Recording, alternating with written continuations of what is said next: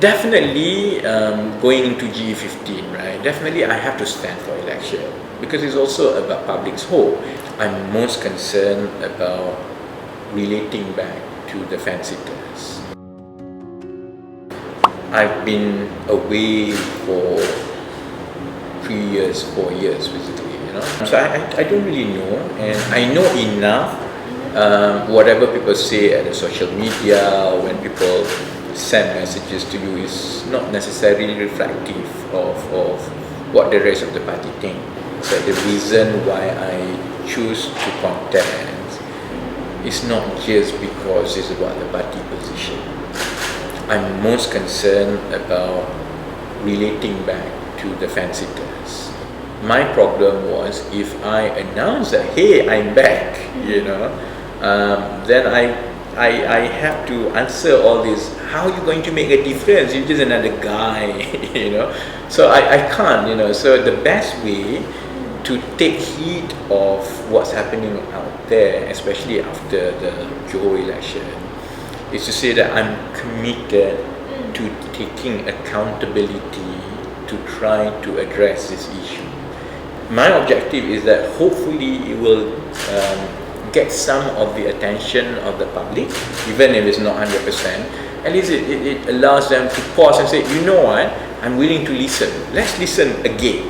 If I'm able to do that, to basically get public's attention, especially the fence-sitters, especially the urban voters, because I don't think PH or PKR understand that if we don't stop this arrest, we will lose Selangor.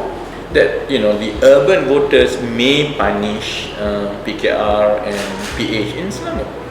So, and the good thing is the urban voters are the ones who are also most open to listening to ideas. So it's these urban voters, the young urban independent voters, that we need to capture the imagination first, energize them, at least convince them that we are doing something.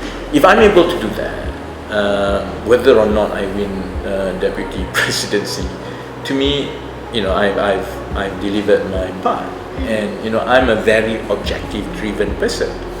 I entered politics because I felt that we needed to change government democratically for the first time. Because the thing about the public and voters is that once they taste the power to change the government, they will change the government.